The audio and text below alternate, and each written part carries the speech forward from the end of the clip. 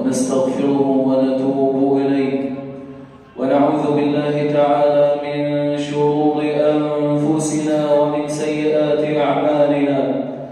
إنه من يهده الله فلا مضل له، ومن يضلل فلا هادي له، وأشهد أن لا إله إلا الله وحده لا شريك له، له الملك وله الحمد، يحيي ويميت وهو على كل شيء قدير. كل الوجود بين يديه يتصرف فيه بحكمته كيف يشاء، وهو الخلاق العليم. وأشهد أن محمدًا عبد الله ورسوله، وصفيه من خلقه وخيرته وحبيبه، صلى الله وسلم وبارك عليه. أدى الأمانة وبلغ الرسالة ونصح الأمة، فكشفت به يا ربنا الغمة، فتركنا على المحاجة البيضاء ليلها كنهارها، لا يزيغ عنها إلا هالك. فاللهم صل وسلم وزد وبارك عليك أبا القاسم يا رسول الله.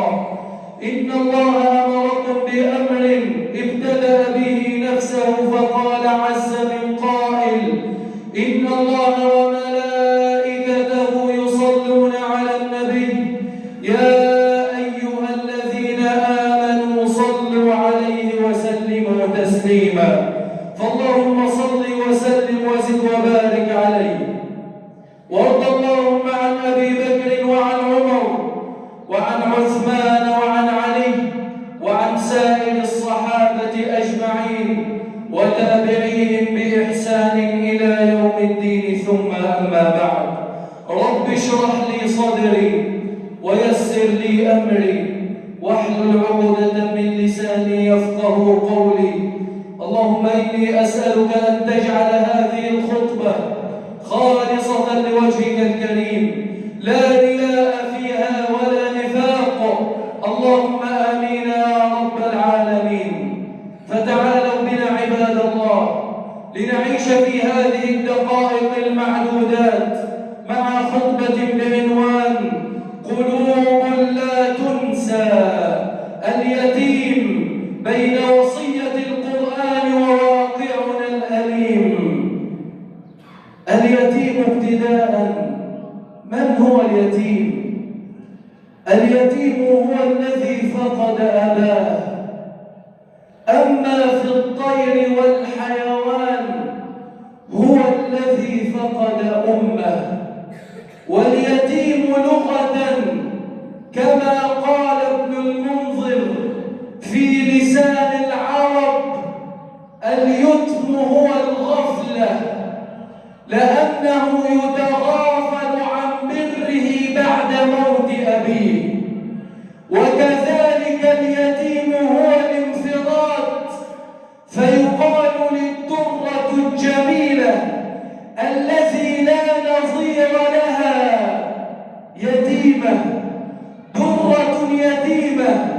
ويقال لبيت الشعر الذي لا نظير له بيت يتيم، ويكفي اليتيم شرفا أن رسول الله كان يتيما. بل حذر الله عز وجل ووضع أشد العقوبات إلى من يؤذون اليتامى ويأكلون أموالهم بالباطل وبالظلم. فقال عز من قائل: إن الذين يأكلون أموال اليتامى ظلما إنما يأكلون في بطونهم نارا وسيصلون سعيرا. فلما نزلت هذه الآية شقت على الصحابة واعتزلوا اليتامى واعتزلوا أكلهم وابتعدوا عنهم لما رأوا من الوعيد الشديد. فجاءوا إلى النبي صلى الله عليه وسلم يسألونه عن أكل اليتامى، نحن نجالسهم ونخالطهم ونأكل معهم، والله عز وجل يقول إن الذين يأكلون أموال اليتامى ظلما إنما يأكلون في بطونهم نارا وسيصلون سعيرا. فقال الله عز وجل ويسألونك عن اليتامى قل إصلاح لهم خير وإن تخالطوهم فإخوانكم والله يعلم المفسد من المصلح. الله عز وجل يعلم من الذي يريد لهم الصلاح ومن الذي يريد لهم الفساد، والله يعلم المفسد من المصلح. ولو شاء الله لأعنتكم، أي لو شاء الله لشدد عليكم في أمر اليتامى، إن الله عزيز حكيم. بل قال عليه الصلاة والسلام أنا أول من تفتح الجنة لي، وإن كان في هذا الحديث ضعف يسير ولكن يعتبر به. أنا أول من تفتح الجنة لي إلا أن امرأة تبادرني. النبي صلى الله عليه وسلم يقف أمام باب الجنة، فإذ بامرأة تزاحم النبي تريد أن تدخل الجنة معه. يا ترى ما الذي فعلته هذه المرأة؟ فقال من هذه؟ من الذي تريد أن تزاحمني عند باب الجنة؟ فقالت له أنا امرأة عكفت على يتامى. فكان هذا الجزاء، فرسالة إلى كل امرأة مات عنها زوجها وترك لها أيتاما ثم أحسنت تربيتهم، فأنت ورب الكعبة تزاحمين رسول الله عند باب الجنة. بل جعل الله عز وجل أزية اليتيم والإعراض عنه من التكذيب بالدين، فقال عز من قائل أرأيت الذي يكذب بالدين فذلك الذي يدع اليتيم أن ينهره ويذله. بل أمر الله عز وجل حبيبه محمد فقال فأما اليتيم فلا تقهر. لا تقهره لا بالقول ولا بالفعل ولا بالهمس ولا باللمس.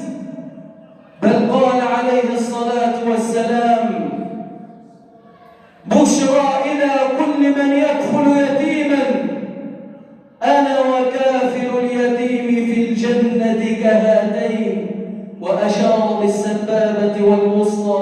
أقول قولي هذا وأستغفر الله لي ولكم.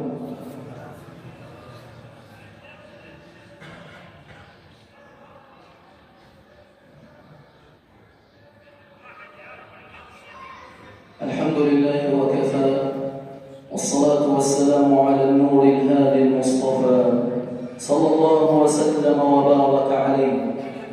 فلمراعاة اليتيم أجرا عظيما.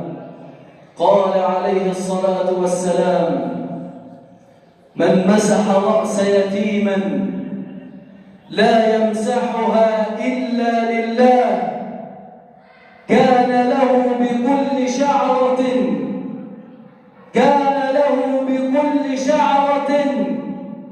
مستها يده حسنات. تخيل بمجرد انك تمسح على رأس يتيم بكل شعرة مش حسنة، صلى على سيدنا النبي، حسنات. بل مراعاة اليتيم تلين القلب. إلى كل من يسألون عن قساوة قلوبهم وجفاؤها راعي اليتيم. جاء رجل إلى النبي صلى الله عليه وسلم فقال يشتكي إلى رسول الله قساوة قلبه. يا رسول الله قلبي قاسيا جافيا عنيدا فيه قساوة. فقال عليه الصلاة والسلام: واسمع لهذا العلاج النبوي إلى كل صاحب قلب قاسي. قال: امسح على رأس اليتيم وأطعم المسكين. امسح رأس اليتيم، ورب الكعبة يلين قلبك ويكون فيه لينة. بل قال عليه الصلاة والسلام: إلى كل بيت فيه يتيم فليسمع هذه البشرى من الذي ولد يتيما.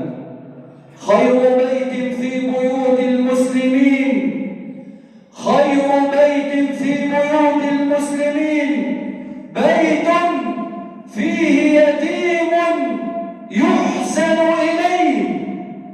الله أكبر. خير بيت أفضل وأكرم وأشرف وأعلى بيت في بيوت المسلمين بيت فيه يتيم يحسن إليه. وشر بيت في بيوت المسلمين بيت فيه يتيم يساء إليه.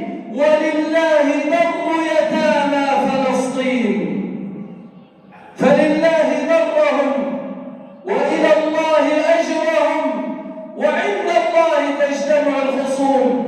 نسأل الله عز وجل أن يجعل في قلوبنا الرأفة والرحمة. اللهم اجعل في قلوبنا الرأفة والرحمة.